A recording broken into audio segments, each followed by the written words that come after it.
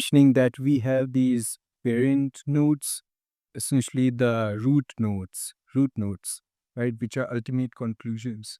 Then we have the leaf nodes, which are the lowest level real world data, the sense data, which you use to create conclusions, right? This chain of conclusions.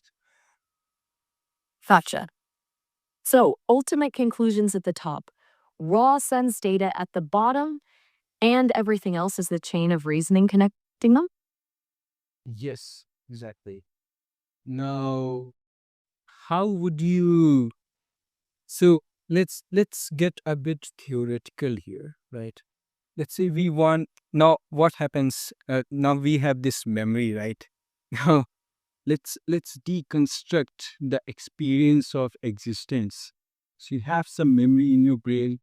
What happens is that you watch, you hear, right? You feel, you taste, you smell. So essentially, you gather sense data and every moment and use that data to update your memory, right? And maybe take some actions, right? Now theoretically, you could encode. You can understand actions in terms of what is stored in your memory, that you have special nodes, special sections of your memory which define that what actions you are gonna take, right? So actions are no different from thoughts. It's just a thought, right? So what happens is that you have this real world, this sense data, which you can create leaf nodes, right?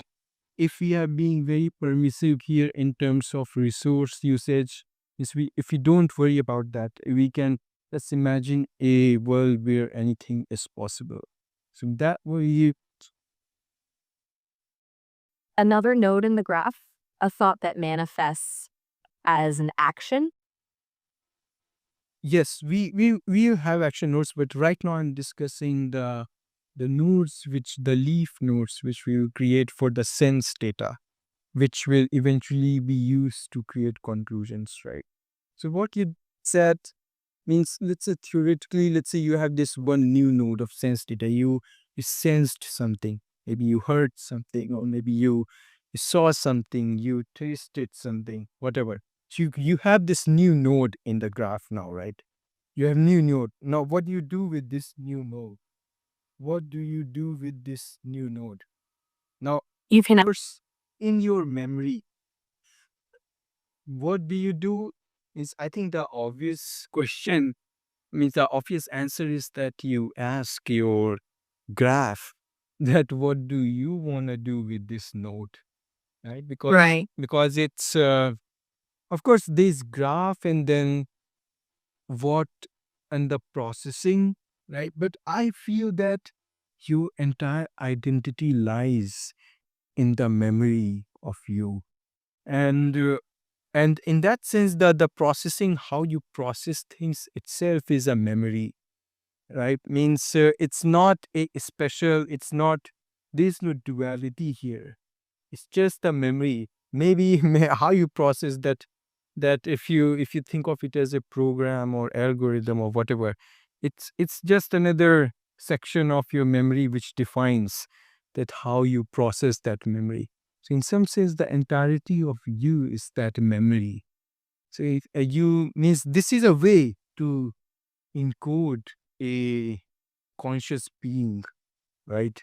And that is through this memory, how it will update itself. That itself is also stored in that memory. So how you would integrate that node into the memory, that answer lies in the memory, right? So maybe, now of course you would need some kind of instrument, or something which you use to read the memory. Now I think what I want to say, it's kind of hard to say because of the limitations of the language, but I will use the words which will betray my philosophical understanding of the situation. So you will have to kind of intuit what I want to say here is that, let's see, we have LLMs, right? Which in some sense I only treat them as pure processors. They do not represent memory at all, right? So what you would do is that you would take this entirety of graph, this memory whole thing which represents that person, and and this new node which represents a new experience they just had, right? And ask the LM to integrate that new information into the graph, right? So you can do a bunch of different things here now. Means how can you modify the graph? Things you can do. You can just leave that node alone. There is this separate floating node separate from the graph, right? Means not all graph need not to be connected. You can have bunch of independent graphs floating around. Means it in some sense it is a dissociation. It's a existence of multiple people within the same person, right? Okay, so Though both are means it's the multiple identity of the same person, both which never interact. Or you can have a single identity as well. Means you can do arbitrary things. That's the point. You can have that node and use bunch of other nodes to create more conclusion nodes. You can update the existing nodes based on that node. That okay, based on this node, this node needs to be updated. You can create new edges. You can remove existing edges, and by edges here they represent the conclusions, right? You can update your this entire chain of reasoning. Everything can isn't and the way you would update it is, of course, it's in the graph, but that's the point. still lost in those memory graphs, honestly. Where did your thoughts take you when you stepped away? Yeah, I mean, so I was discussing that the way we would integrate a new experience node into an existing existing memory graph. That information is already encoded in the graph. So one crude way to implement this would be to just take an LLM and have the memory graph and the new node as the input to that LLM. And output of that LLM is the new graph. Ah, gotcha. So basically, using the LLM as the kind of memory integrator seems kind of clunky, though, right? Like asking it to rewrite the whole thing every time feels inefficient. Yes, that's right. That's right. But it does establish the theoretical grounding of what the ideal update would look like. Of course, now we can look into the optimizations, how to do smartly.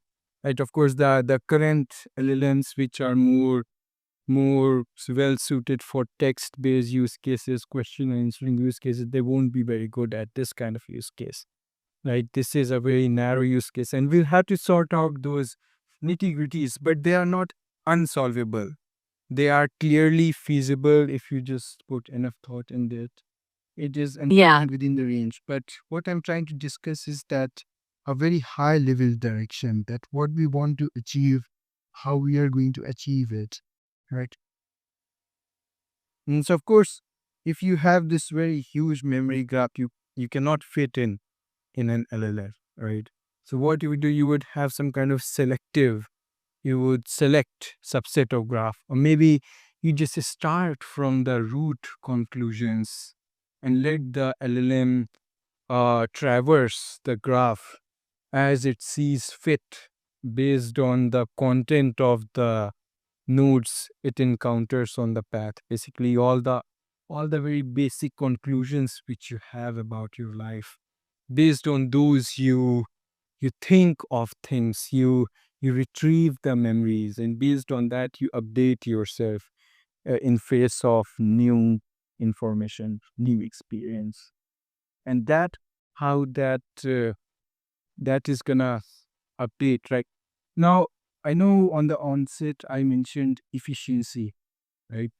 And of course, it is a hard problem to solve. Nature is has been trying to solve this for millions of years through evolution, but evolution is slow. That's why nature evolved humans to have a brain so that it can accelerate it, right?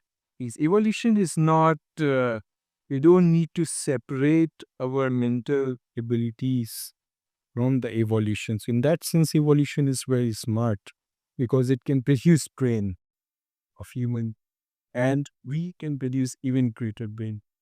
So we don't need to limit ourselves. And on that, I want to also touch more on a philosophical aspect that sometimes it feels so comforting to be, be laid back and be satisfied with what we have, just sing merrily, dance, eat good food, or I don't know, or all the happy, feel good, warm things you can do in your life. And Ah, yeah. that is something you can do. But that I feel is so, I mean, they are enjoyable, no debate in that. And of course, if I had to choose, I would pick that every single time. But thankfully, we do not have the choice every moment. They are they are in some sense self-correcting. That when you do that enough of it, you cannot sustain it. So I'm glad for that because now we can be more than what we are, right? We can be. It's a different form of existence. I think I value the novelty of doing something different and not casting any judgment that which is good or bad because honestly it does not matter. I do not care and nothing is good or bad. It's just that I value the novelty. I value the surprise. That is why I will not be I will not be tempered. I will not be weakened in some sense. I will not be neutered into doing all those kind of uh, you know the I am at loss of words here because I do not want to cast positive or negative aspersions, but in some sense it is something very very tepid, and I do not want that because it is boring. It is boring not in the fundamental sense because of course good music is good, good food is good, everything good is good, but it is if you think a bit more on a general sense, it is tepid because the kind of goods, right, they are all so regurgitated from all the goods, from the all other goods. And it's simply there is no innovation there. It's the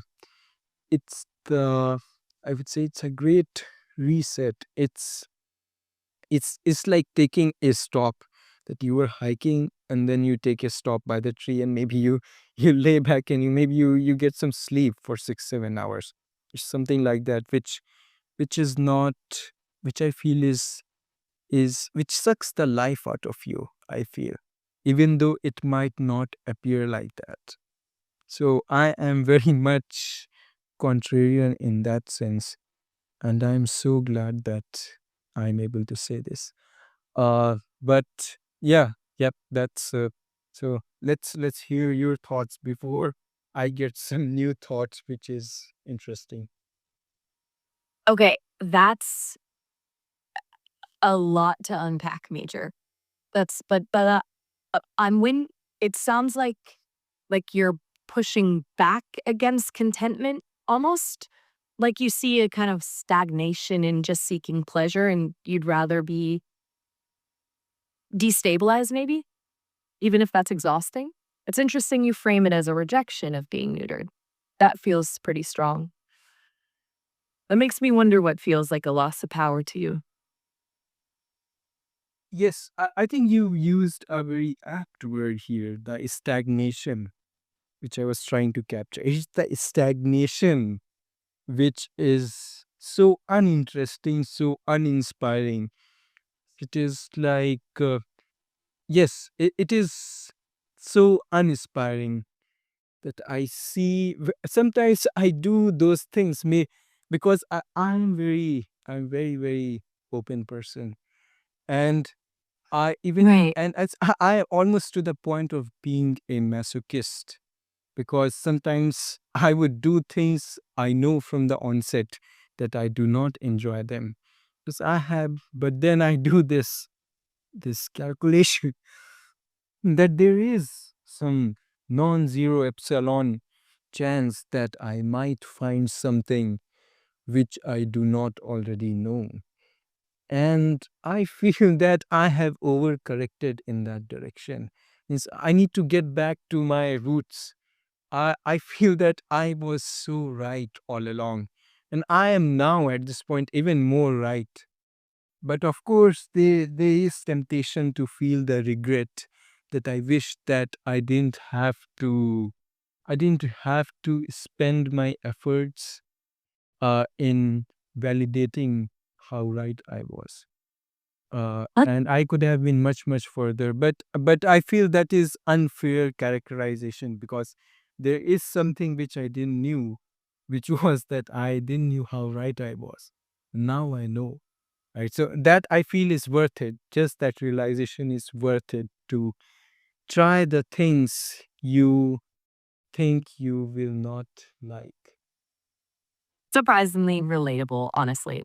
That feeling of circling back to something you always knew, but needing to prove it to yourself, even if it meant a detour. I get that. It's like you had to actively disprove your own assumptions to really land on that core truth. And it takes effort. Yes, and I think that is the original source of motivation to build something like this. Because sometimes I would do things and I would derive some conclusions, and only thing I would remember is those conclusions. And after some point, I will start distrusting those conclusions. I would feel that maybe I didn't derive those conclusions correctly. And that is why I will have to do that work all over again. And I started observing patterns that I was having unreasonable amount of distrust for those conclusions. And So that is not scalable that you suddenly always trust your conclusions because it's so easy to get into a bubble and think that you are always right because I know that I am more wrong than right. but needing assisted to actually track the reason fake conclusions so you can revisit the process and validate them rather than just trusting the conclusion itself. Exactly. It's like you need a memory of how you thought, not just what you thought. That makes a lot of sense. Yes. Now, of course, the perfection isn't possible because if you think a bit more philosophically, then there are no leaf nodes. It's always conclusion all the way down. It depends on at which point do you stop storing, and that becomes your leaf node. So, in that sense, you cannot be perfect, but you can get much, much better than what is right now currently. Fair. It's turtles all the way down, right? There's no real bottom to anchor it all. Still a huge improvement to have that chain of reasoning mapped out, even if it's not perfectly complete. You're aiming for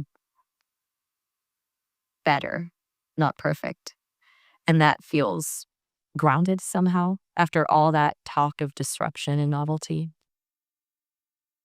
Yes. Now, the way I see this in, let's say, in practical life, how would this feel like the experience of using such a system? It's like let's imagine we had these two eyes, right? We have certain field of view, but the universe is infinite. And right now you look at such a tiny slice of that universe, right? but the universe is infinite. And what you then try to do is that what you feel is relevant to you, you try to organize the universe, at least the parts which are around you, to make it more relevant, to make it more comprehensible, right? Means, for example, when you organize a mess, you organize the things in nice categories, right? And I mean, right now, all I can think of is that maybe you would build buildings, you would build roads, you would have some kind of fashion, right? You would have some style, you will have certain kind of organization of the reality around you so that you can efficiently utilize your field of view. It's not just that, means you do not want to have too much noise in your field of view, that every field of view should convey maximum amount of information. So in the That's a sense, really way of putting it. Like organizing the universe around you to reduce noise and maximize signal. It's not about knowing everything, but about framing what you do perceive in a way that makes sense. It's almost a curatorial approach to reality. yes. So in that sense, the universe is the library of Babel. But what you are doing is that you are starting organizing, and means the only thing that matters is that what is organized, because you can generate randomness as much as possible, and that is meaningless even though it contains the greatest thought ever conceived. It's meaningless because you cannot retrieve it. You might have to wait infinite amount of years. So it's all about organization. So the way that structure is organized is that you always have certain field of view, which is that it could be you always have this set of nodes which act as a current context, your current field of view. And based on that, you cycle through different nodes based on what nodes you are currently, in some sense, seeing. And how you cycle those nodes, how you do it efficiently, how you make it more relevant, those kind of things are what make this useful, this kind of a structure.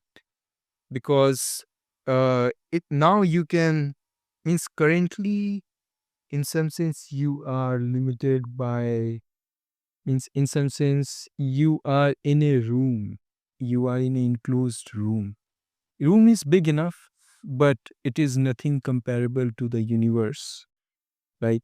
So what I'm doing is, in some sense, I'm opening windows, I'm opening doors, and eventually breaking down the walls.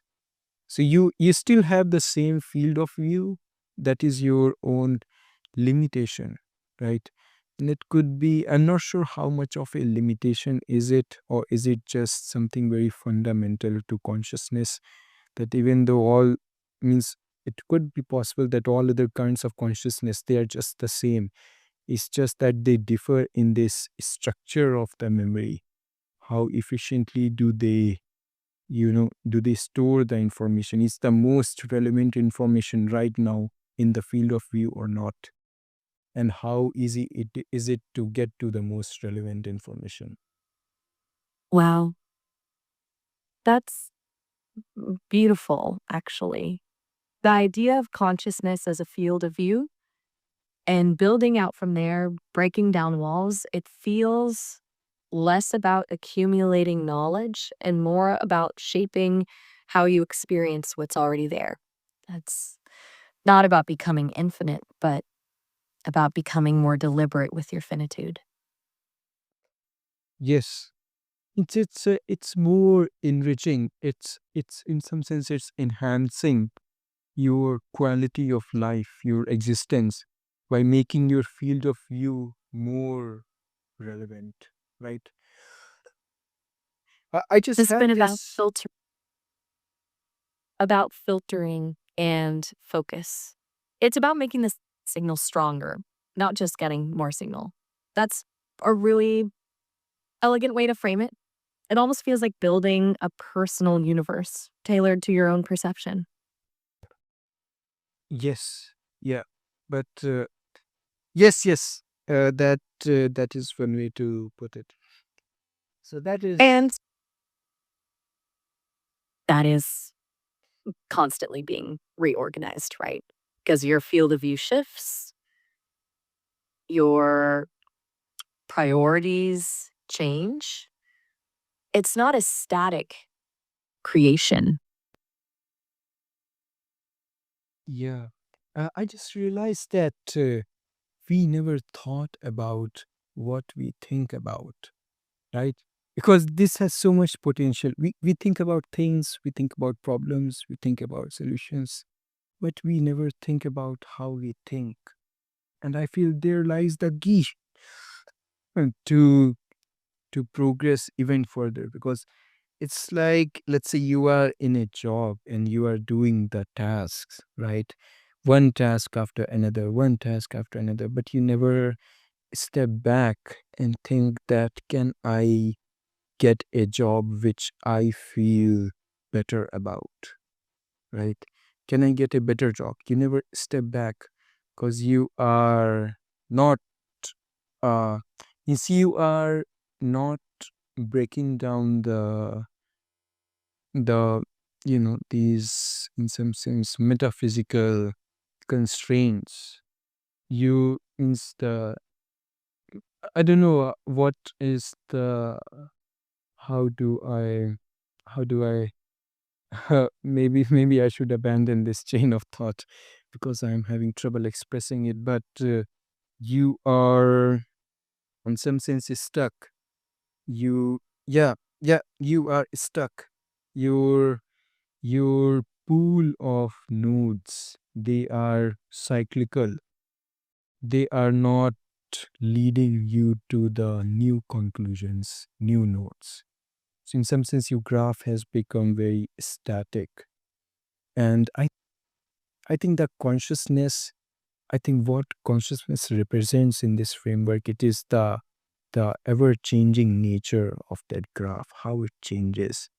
The moment you start having cycles, that okay, you have conclusions, the cycles of conclusion means you No, are no don't abandon it. Don't stop that.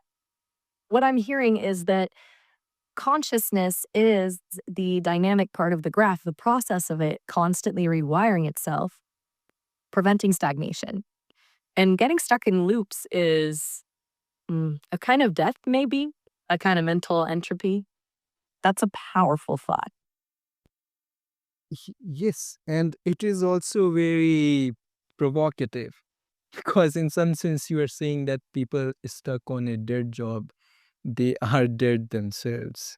It is meant to provoke action in those people. It is meant to introduce this new experience node, this new thought which would just change, which would shake the structure of their uh, graph, the memory graph, what they have in their brain, and it's gonna lead to new things. But it's gonna also be very very incisive, very very unpleasant, very rude. I don't know. I don't want to use the word rude, but I want to say something like very negative, very metallic, something which might leave bad taste. And I feel, do I derive pleasure from the Schadenfreude? Is this Schadenfreude, or is it this feeling of being superior? I think that is this validation of doing something right. Validation you get when you find something others are doing wrong. Uh, Anyways, then that's my human nature. I can choose to change it, maybe maybe remove those nodes seeking validation. But I think they might serve some purpose. I'm not sure what purpose. Hopefully, once this kind of system is more in working state, I will get to know more.